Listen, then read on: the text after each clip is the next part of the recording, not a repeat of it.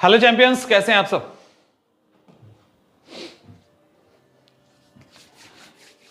इस बात पे हमने बहुत बातें की है, क्लास के अंदर, क्लास के बाहर, यूट्यूब प्लेटफॉर्म पे और भी सोशल मीडिया प्लेटफॉर्म पे बहुत बार और बहुत अच्छे तरीके से इस टॉपिक पे बात किया है। और ये कुछ ऐसा है कि हमें लगता है कि हमें एग्जाम निकालना है, और हमें लगता है हमें जो एग्जाम निकालना है उसके लिए हमको बहुत पढ़ना है, बहुत पढ़ना है। क्या कहते हैं, जब यूपीएससी की बात होती है तो कहते हैं जमीन से लेके आसमान तक वो सारा पढ़ना है। तो जमीन से लेके आसमान तक वो सारा तो पढ़ना है, लेकिन कहां छोड़ना है इसको भूल जाते हैं। कई सारी बातें हम लोग इसमें करेंगे कि बहुत तो पढ़ना चाहते हो, नो डाउट इसमें, लेकिन कहीं वो खतरनाक तो नहीं है आपके लिए।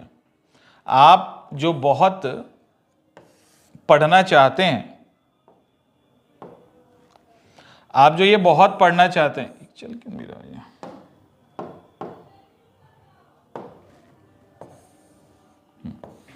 तो ये बहुत पढ़ना खतरनाक तो नहीं है, यही है ना। डेफिनेटली एक तो सबसे पहले हमारे दिमाग में है कि हमें बहुत पढ़ना है, और ये बहुत जो है ये क्वांटिटी को बताता है, ये मात्रा को बताता है, जबकि हमें फोकस इस पे करना चाहिए कि हमें गुणवत्तापूर्ण चीजों को पढ़ना है, हमें प्लान्ड वे में पढ़ना है, हमें उसे पढ़ना है जहां से एग्जामिनेशन में क्वेश्चन आता है। हमें सब कुछ नहीं पढ़ना है, हमें उतना ही पढ़ना है या उसी के आसपास पढ़ना है जो सिलेबस का पार्ट हो। और पढ़ते समय हमें यह भी एनालाइज करना है कि जो हम पढ़ रहे हैं वो सिलेबस के अकॉर्डिंग है कि नहीं, ऑफिशियल सिलेबस में जो दिया है वो उसके आसपास है या नहीं, और उस पढ़ने से पीवाईक्यू जैसे पेपर सॉल्व होता है कि नहीं। अगर पीवाईक्यू और ये सब सॉल्व हो रहा है तो आप सही ट्रैक पे हो, लेकिन डर होता है, कॉन्फिडेंस नहीं आता है। उस चक्कर में हम लोग ओवरलोड कर देते हैं पढ़ाई का, और बुक्स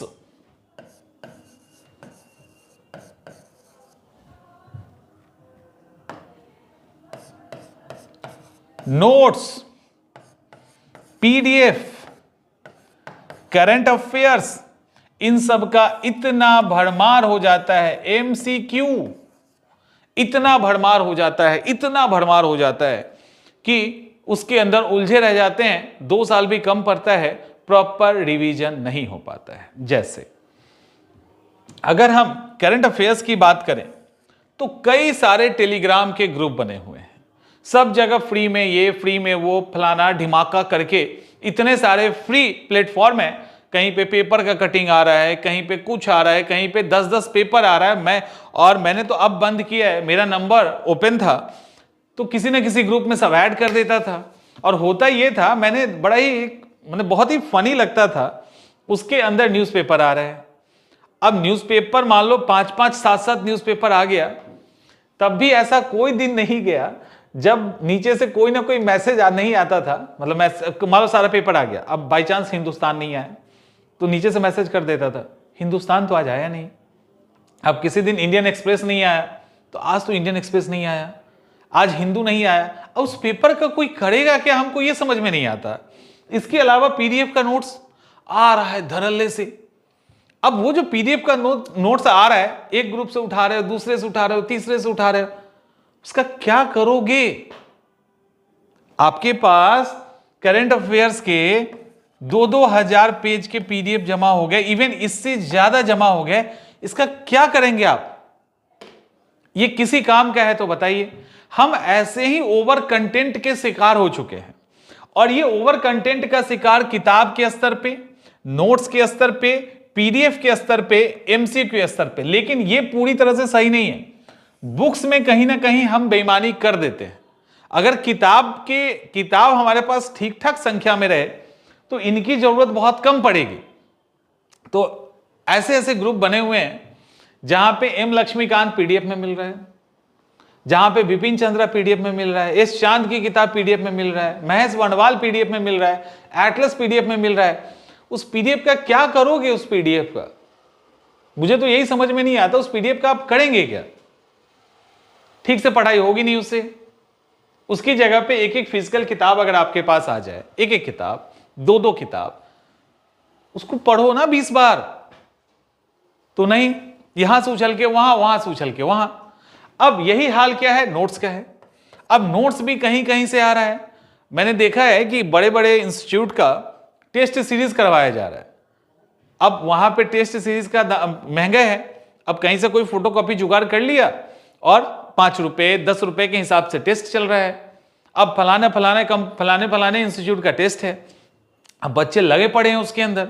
अब उस चक्कर में क्या हुआ, 10 15 20 हजार एमसीक्यू कर लिए। अब ये इतना एमसीक्यू जो आप कर लिए, इसका क्या करेंगे आप? आपने तो रिवीजन किया नहीं, आपके पास तो नया आ रहा है, उसी को हटाते जा रहे हो।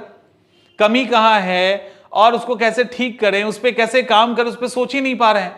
हम लोग ओवर कंटेंट के शिकार हो गए हैं और इसके साथ साथ हमने अपने आप को उलझा लिया है फ्री की चीजों में या आसपास जो सोशल मीडिया पे चल रहा है उसके कारण। तो हमें इनसे बचना है। और इसके कारण क्या हुआ कि जो और क्या होता है कि जो 10 साल पहले पढ़ने का तरीका था ना, आप आज भी अगर उसी तरीके पे काम करेंगे तब भी आपका एग्जाम, मतलब तब भी नहीं, तभी आपका एग्जाम निकलेगा। दोनों में डिफरेंस है। तभी इसलिए आपका एग्जाम निकलेगा क्योंकि पहले जो पेपर होता था और जैसे लोग पढ़ते थे, किताब निकाले उसको 10 बार पढ़ रहे हैं, 20 बार पढ़ रहे हैं, इसी तरह से नोट्स को 1 2 को उठा लिया किसी भी इंस्टीट्यूट का, उसको पढ़ रहे हैं, कुछ एमसीक्यू लगा लिया, कुछ पीवाईक्यू लगा लिया, कुछ कमी है उसको दूर कर लिया, बस कहानी खत्म, आंसर राइटिंग कर लिए, कहानी खत्म, निकल गए वहां से। आंसर राइटिंग के कई ग्रुप बने हुए हैं, आंसर राइटिंग के, और कितना, 100 रुपए, 500 रुपए, ठीक है, 1000 रुपए, डेली आंसर चेक होगा, आंसर आपस में चेक होगा, फलाना दिमाग का अब बना हुआ है, रोज आंसर लिखवाया जा रहा है। ऐसे ऐसे 4 ग्रुप को पकड़े हुए हैं, मॉडल आंसर वहां से निकल जा रहा है, उसमें भी नहीं लिख रहे हैं, मॉडल आंसर ले रहे हैं। तो ये सब क्या है, ये सब आपको संभलने का मौका नहीं देता। जब तक आप संभलोगे तब तक कुछ और आ जाता है, यहां से नहीं कहीं और से आ जाता है।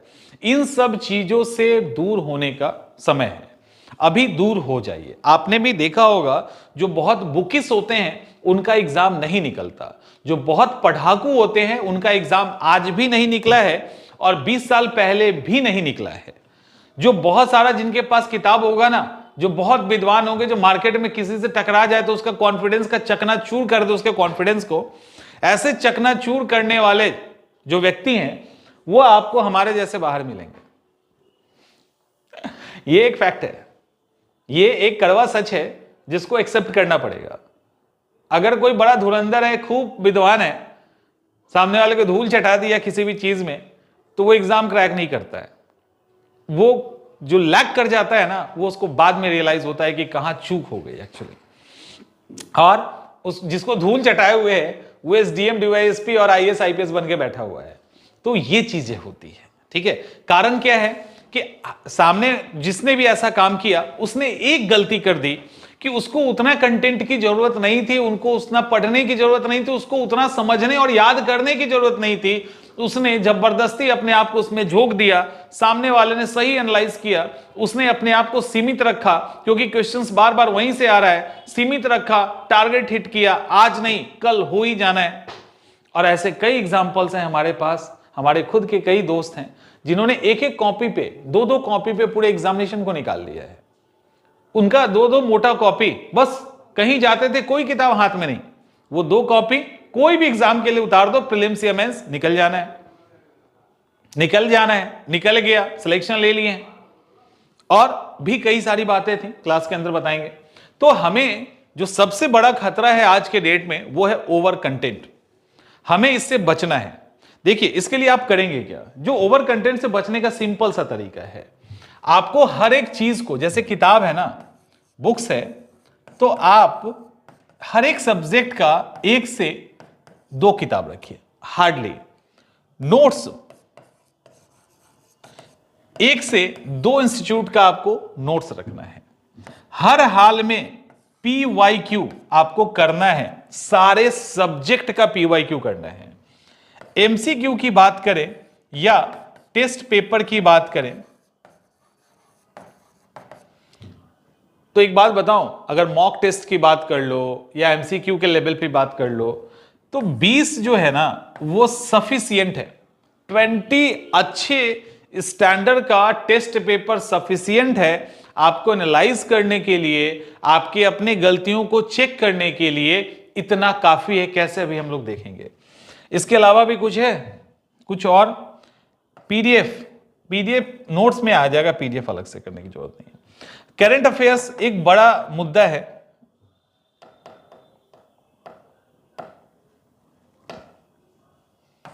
करंट अफेयर्स कोई भी दो मैगजीन, कोई भी किसी भी पब्लिकेशन का जिसको फॉलो करते हो, 2 मैगजीन ले लो। अगर मन करता है तो 2 न्यूज़पेपर ले लो, कोई भी 2 पढ़ लीजिए। अच्छा वो तो एक अलग है, पढ़ने का आपको मन करता है पढ़ लीजिए, और इसी को बार बार कीजिए। आंसर राइटिंग ये भी एक बड़ा ठीक है। आंसर राइटिंग कितना, 25 से 30 सवाल बहुत है। 25 से 30 सवाल मेंस आंसर राइटिंग काफी है। इससे 15 से 20 ऐसे काफी है, ठीक है। लेकिन इन सब का ये सब कब काम आएगा, जब आप अपने लिए समय बचाएंगे। ये कब काम आएगा, जब आप प्रॉपर रिवीजन करोगे। क्योंकि ये सब को एक तरफ डाल दो 50% में, और रिवीजन आपका एक तरफ डाल दो 50% में, सिलेक्शन तभी होगा। इवन एक टाइम तक शुरुआत में 50-50 कर सकते हैं, बाद में ये कितने पे आ जाना चाहिए, 20 से 30% पे, और इधर 70 to 80% आपका रिवीजन होना चाहिए। कुछ ही हिस्सा बचेगा नया पढ़ने का, तभी जाके कोई एग्जाम निकलेगा। और रिवीजन करना बहुत कम बच्चे चाहते हैं, और आप भी यकीन कर लीजिएगा कि मैक्सिमम बच्चे जो एग्जामिनेशन में बैठते हैं वो रिवीजन करने से बचते हैं। बड़ा ही बोरिंग चीज है रिवीजन, और इसीलिए वो नहीं करना चाहते हैं। और ये अब जहां पे कष्ट है, जहां तकलीफ है, रिजल्ट वहीं से आना है, उससे आप बच नहीं सकते। तो रिवीजन आपको करना पड़ेगा। अब आइए थोड़ा सा डिस्कस कर लेते हैं, किताब क्यों कहा जाता है 1 से 2, और क्यों कहा जाता है किताब पढ़ना ही चाहिए। किताब इसलिए भी कहा जाता है, किताब का जो कंटेंट होता है, उसका जो लिखने का तरीका होता है, उससे आप चीजों को सीखते हैं। एग्जामिनेशन हॉल में किताब के अंदर फैक्ट्स थोड़े आसपास के रहते हैं, वो समझाने के नजरिए से दिया जाता है। और किताब एक अलग चीज है, इसको नोट्स से कंपेयर नहीं करेंगे। आजकल नोट्स ऐसे आने लगे हैं कि उसको नोट्स नहीं कहा जा सकता। नोट्स का मतलब होता है कि यदि आपका किताब, सही नोट्स क्या होता है, सही नोट्स होता है आपके पास जो भी कंटेंट है उसका 10%, यदि आप 10% में उसको आपने शॉर्ट कर लिया है तो वो नोट्स है। 15% ले लो, 20% हार्डली ले लो, उसके ऊपर वो नोट्स नहीं कहलाता है, वो फिर ग्रंथ हो गया। नोट्स का मतलब होता है कि लास्ट टाइम में आप सही रिवीजन कर लें, कहीं पे भी बैठे रिवीजन कर लें, कैरी करना आसान हो आपके लिए, उसी को नोट्स कहते हैं। 300 पेज का किताब है तो आपका नोट्स हार्डली 30 पेज का होना चाहिए, उससे ज्यादा नहीं। हुआ ये आई थिंक लक्ष्मीकांत, मैंने नोट्स बनाना सिखाया, लेकिन सुनता कौन है, तो लक्ष्मीकांत का एक लड़का नोट्स बनाने लगा। वो 5 मोटे मोटे बुकलेट खत्म कर दिए उसने, किताब कॉपी खत्म कर दिया, तब भी उसका आधा नोट्स तैयार नहीं हुआ। तब भी आधा नोट्स तैयार नहीं हुआ। ओके, ठीक है। तो ये काम नहीं करना है। और इसके बाद तो समझ में आ रहा है, तो नोट्स आपको पढ़ना है, लेकिन नोट्स क्या होना चाहिए, अगर सेल्फ मेड हो ज्यादा अच्छा है, वो ज्यादा काम आएगा। अगर सेल्फ मेड नहीं है, खुद से आपने नोट्स नहीं बनाया है, तो कोशिश कीजिए ऐसे नोट्स लीजिए जिसमें बहुत ज्यादा कंटेंट नहीं है। PYQ मस्ट है, एक बार नहीं, 2 बार नहीं, 10 बार, 15 बार, जितना बार रिपीट करना है करिए। लेकिन उन सवालों को छोड़ते चले जाओ जो सवाल आपको याद है, उन सवाल को रिपीट नहीं करना। जो सवाल याद है उसको साइड कीजिए, जो याद नहीं है उसको कीजिए। MCQ टेस्ट पेपर आपको हमने बोला 20, क्यों बोला 20 कम बनाने का? कम इसलिए बनाना है क्योंकि आपको MCQ का मतलब ये नहीं होता कि बहुत क्वेश्चन आए खूब बनाते हैं दबा के हम लोग, नहीं, एमसीक्यू का मतलब होता है अपनी गलती को पहचानना। आप यहां पे हीरो नहीं बनेंगे एमसीक्यू अधिक बना के। एमसीक्यू अधिक बनाने का एक ही मतलब होता है कि आप गलती कहां कर रहे हो इसको आप खोज के निकाल लीजिए। आप जैसे ही निकाल लेंगे गलती कहां कर रहे हो उसको दूर कीजिए, धीरे धीरे आपको समझ में आएगा क्वेश्चन अटेम्प्ट हम कैसे करते हैं, क्वेश्चन अटेम्प्ट हमें कैसे करना चाहिए, एग्जामिनेशन हॉल में अगर पेपर आ गया तो हम क्या करेंगे। ऐसी कई बातें आप इसके दौरान सीखते हैं। तो ये सीखने के लिए होता है, ऐसा नहीं कि कोचिंग में रैंक ला दिए तो बहुत बड़ा काम कर दिए। उस रैंकिंग के लिए आप एमसीक्यू या मॉक टेस्ट नहीं देते हैं, और अगर देते हैं तो आदत को सुधार लो, कोई फायदा नहीं है इसका। अक्सर टॉपर्स को फेल होते हुए हमने देखा है। और करंट अफेयर्स, तो करंट अफेयर्स में कोई भी 2 मैगजीन न्यूज़पेपर जो भी फॉलो करना चाहते हैं इसके लिए कुछ बात ही नहीं है। आंसर राइटिंग को क्यों मैंने बोला 25-30, अक्सर हमने अपने क्लासेस के दौरान या बच्चों से बात करते हुए बच्चों को बोलते हुए देखा है कि सर अगर 200-400 क्वेश्चन अगर हम लोग कर लें, 200-400 सवाल अगर कर लें तब तो कोई दिक्कत नहीं होगी। समझ में आ रहा है? 200-400 सवाल अगर कर लें तो कोई दिक्कत नहीं होगी। तो भाई 200-400 सवाल कर ले और आंसर राइटिंग सीख ले, इसकी बात की कौन सी गारंटी है। आंसर राइटिंग में भी आपको अलग अलग तरह के 20-25 सवाल आप उठा लो, यहां भी रिवीजन मस्ट है। इसका मतलब क्या है? इसका मतलब है कि आप इसको कुछ ऐसे तैयार करेंगे कि एक एक क्वेश्चन को आप 10-10, 15-15 बार लिखेंगे, और वो भी स्टार्टिंग के 5 से 10 सवाल को तब तक लिखोगे, वो 20 बार लिखना पड़े, 30 बार लिखना पड़े, तब तक लिखना है आपको जब तक कि सही तरीके से आप उसको लिख ना लें। उसके बाद और उसी बेस पर 10-15 और सवाल का प्रैक्टिस कर लीजिए, काफी है। इसके बाद आपको जरूरत नहीं पड़ेगा। उसके बाद 100 क्वेश्चन लिखो, 200 लिखो, कोई फर्क नहीं पड़ता है। लेकिन अगर 100-200 लिख के आप सोचोगे सीख लेंगे, तब नहीं होगा। सीखने के लिए आपको 10, 15, 20 क्वेश्चंस को टारगेट करना होगा, अलग अलग पैटर्न पे टारगेट करना होगा, अलग अलग टाइप्स के क्वेश्चंस निकालने होंगे, उसको कई बार लिखना होगा, तब जाके आपका ठीक होगा। और एस्से में भी सेम चीज है, 10-15 एस्से को उठाइए, अच्छे से लिखिए, अलग अलग सेक्टर, अलग अलग मतलब अलग अलग पार्ट के, like environment, science and tech, women, social, जैसे वुमेन एम्पावरमेंट हो गया, चाइल्ड से रिलेटेड, पॉलिटिकल उठा सकते हैं, इंटरनेशनल रिलेशन से उठा सकते हैं, इकोनॉमिक उठा सकते हैं। तो जो भी इस तरह का एस्से है उसको 10-15 एस्से लिख लीजिए, बार बार लिखिए, जब ठीक हो जाए तो छोड़ दीजिए, बीच बीच में 1-2 सप्ताह में लिखते रहना, हो गया। अब हमें बताओ कि ये सारी चीजें क्या इस तरह से प्रैक्टिकली पॉसिबल है? क्या हुआ यहां पे कुछ ऐसा? ओके, क्या प्रैक्टिकली संभव है कि आप आंसर राइटिंग डेली 2-2, 3-3 कर रहे हैं, अलग अलग जगह पे चेक करा रहे हैं? ये कोई फायदा नहीं है, कुछ कोई मतलब नहीं है, कुछ होगा ही नहीं कुछ आपका। एमसीक्यू 20-20, 25-25 हजार कर रहे हैं, कोई मतलब है? आप रिपीट ही नहीं कर सकते, आप अपनी गलती को ठीक ही नहीं कर सकते, आप समझ ही नहीं पाएंगे। एक जो बेसिक कमी है ना, वो बेसिक कमी ये है कि हमें लगता है कि हम मैक्सिमम कर लेंगे तो हमारा काम हो जाएगा। नहीं, आपको बार बार रिपीट करना है, रिवाइज करना है। रिवाइज करने से होगा, रिवाइज करने से होगा, ये नया नया पढ़ने से नहीं होगा, इस बात का ध्यान रखिएगा। और करंट अफेयर्स पढ़े जा रहे हैं, दो नहीं, कोई मतलब नहीं है। पीवाईक्यू को देखिए, उसी पैटर्न पे कर लीजिए। इसके बाद पीडीएफ, नंबर ऑफ क्या है, ठीक है, तो नोट्स है, तो नोट्स भी लिमिटेड। तो ये करेंगे तब आपके पास एक लिमिटेड टाइम होगा, लिमिटेड टाइम में आप इसको सम अप कर लेंगे। जब आप लिमिटेड टाइम में इसको सम अप करेंगे तो आपके पास रिवीजन का टाइम होगा, और निखरिएगा तभी जब रिवीजन कीजिएगा। जितना रिवीजन कीजिएगा उतना निखार आएगा और सफलता के उतने नजदीक आप पहुंचेंगे। अगर आपको लगता है कि विदाउट रिवीजन आप ये काम कर सकते हैं तो ये संभव नहीं है, ये प्रैक्टिकली पॉसिबल नहीं है। और जिसने सिर्फ पढ़ाई की और रिवीजन नहीं किया तो वो गया, उसको कोई नहीं बचा सकता। और इसीलिए बहुत पढ़ना खतरनाक नहीं है, ठीक है, मतलब खतरनाक नहीं है। क्वेश्चन पूछा गया है, क्या एग्जाम के लिए बहुत पढ़ना खतरनाक नहीं है? हाँ ठीक है, ऊपर क्या लग गया है, तो एग्जाम के लिए बहुत ज्यादा पढ़ना खतरनाक है। आउट ऑफ सिलेबस चले जाएंगे, उधर की दुनिया में घूमते रहेंगे, इधर लौट के आने का समय नहीं मिलेगा, सांस फूलेगा और लगेगा 1 साल का समय तो कम पड़ गया, जबकि 1 साल का समय कम होता नहीं है, लेकिन लगेगा आपको कम पड़ गया क्योंकि आपने इतना बोझ ही ले लिया है कि 1 साल का समय तो कम हो ही जाएगा ना। तो इनसे बचना है।